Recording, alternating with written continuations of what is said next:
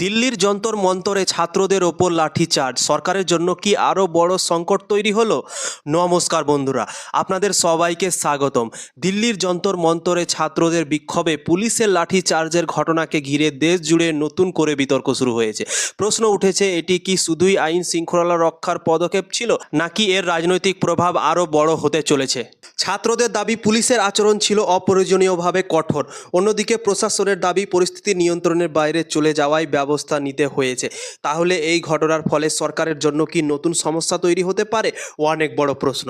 জনমত কোনো দিকে যেতে পারে, আর বিরোধীরা কিভাবে এই ঘটনাকে রাজনৈতিক ইস্যুতে পরিণত করতে পারে, আজকের এই ভিডিওতে আমরা এই বিষয়গুলো নিরপেক্ষভাবে বিশ্লেষণ করব। তাই ভিডিওটি শেষ পর্যন্ত দেখুন। দিল্লির যন্তর মন্তরে বিভিন্ন দাবিতে ছাত্রদের একটি বিক্ষোভ কর্মসূচি চলছিল। প্রতিবাদ চলাকালীন পুলিশ ও বিক্ষোভকারীদের মধ্যে উত্তেজনা তৈরি হয়। তারপর পরিস্থিতি নিয়ন্ত্রণে আনতে পুলিশ লাঠি চার্জ করে বলে বিভিন্ন প্রতিবেদনে উঠে এসেছে। এই ঘটনার ভিডিও দ্রুত সামাজিক মাধ্যমে ছড়িয়ে পড়ে। অনেকেই পুলিশের ভূমিকার সমালোচনা করেন, আবার অন্য একটি অংশের মত ছিল আইন শৃঙ্খলা বজায় রাখতে পুলিশ তাদের দায়িত্ব পালন করেছে। ফলে ঘটনাটি কয়েক ঘন্টার মধ্যেই জাতীয় আলোচনার বিষয় হয়ে ওঠে। প্রথমত, জনমতের চাপ বাড়তে পারে। ছাত্রদের ওপর বল প্রয়োগের ঘটনা সাধারণত মানুষের মধ্যে আবেগ সৃষ্টি করে।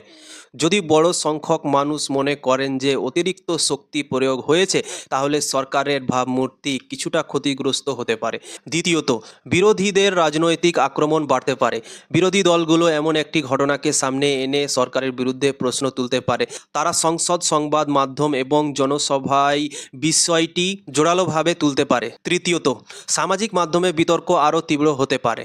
আজকের দিন একটি ভিডিও কয়েক মিনিটের মধ্যে লক্ষ লক্ষ মানুষের কাছে পৌঁছে যায়, ফলে ঘটনাটির প্রভাব অনেক বেশি বিস্তৃত হতে পারে। চতুর্থ, আরও বিক্ষোভের সম্ভাবনা তৈরি হতে পারে।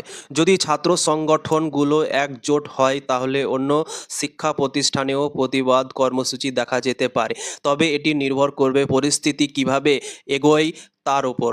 পঞ্চমত, প্রশাসনের ওপর বাড়তি চাপ তৈরি হতে পারে। সরকারকে ঘটনার ব্যাখ্যা দিতে হতে পারে এবং ভবিষ্যতে এমন পরিস্থিতি এড়াতে কী পদক্ষেপ নেওয়া হবে সে বিষয়েও প্রশ্নের মুখোমুখি হতে পারে। সরকার বা পুলিশ প্রশাসনের পক্ষ থেকে সাধারণত বলা হয় যে আইন শৃঙ্খলা বজায় রাখা তাদের সাংবিধানিক দায়িত্ব। যদি কোনো বিক্ষোভ সহিংস হওয়ার আশঙ্কা থাকে, রাস্তায় অবরোধ বা নিরাপত্তার ঝুঁকি তৈরি হয়, তাহলে পুলিশ পরিস্থিতি নিয়ন্ত্রণে ব্যবস্থা নিতে পারে। অর্থাৎ প্রশাসনের বক্তব্য এবং বিক্ষোভকারীদের বক্তব্য দুই দিকই বিবেচনা করা গুরুত্বপূর্ণ। চূড়ান্ত মূল্যায়ন প্রায় তদন্ত, আদালতের পর্যবেক্ষণ বা সরকারি ব্যাখ্যার উপর নির্ভর করে।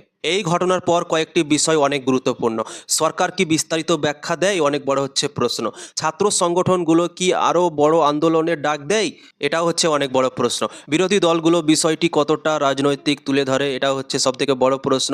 তদন্ত বা প্রশাসনিক পদক্ষেপ, নতুন তথ্য সামনে আসে কি না, সেটা হচ্ছে অনেক বড় প্রশ্ন বন্ধুরা। তো এসব বিষয়ের ওপর নির্ভর করবে এই ঘটনা সাময়িক বিতর্ক হয়ে থাকবে নাকি দীর্ঘমেয়াদী রাজনৈতিক ইস্যুতে পরিণত হবে। সব থেকে বড় প্রশ্ন হচ্ছে এটাই বন্ধুরা। তো সব মিলিয়ে বলা যায়, দিল্লির যন্তর মন্তরের এই ঘটনাটি রাজনৈতিক ও সামাজিক দুই ক্ষেত্রেই গুরুত্বপূর্ণ আলোচনা তৈরি করেছে। তবে সরকারের জন্য নিশ্চিতভাবেই সমস্যা বেড়ে গিয়েছে। এমন সিদ্ধান্তে পৌঁছানো এখনই সম্ভব নয়। এর প্রভাব নির্ভর করবে জনমত, প্রশাসনের পরবর্তী পদক্ষেপ, আদালত বা তদন্তের ফলাফল এবং রাজনৈতিক পরিস্থিতির ওপর। আপনার মতে এই ঘটনার পুলিশের পদক্ষেপ কি যথাযথ ছিল, নাকি আরও সংযত হওয়া উচিত ছিল? আপনার মতামত অবশ্যই কমেন্টে জানান। ভিডিওটি ভালো লাগলে লাইক, শেয়ার করুন, বন্ধুদের সঙ্গে শেয়ার করুন এবং নিরপেক্ষ বিশ্লেষণ পেতে আমাদের এই চ্যানেলটিকে সাবস্ক্রাইব করতে ভুলবেন না। ধন্যবাদ, সবাই ভালো থাকবেন।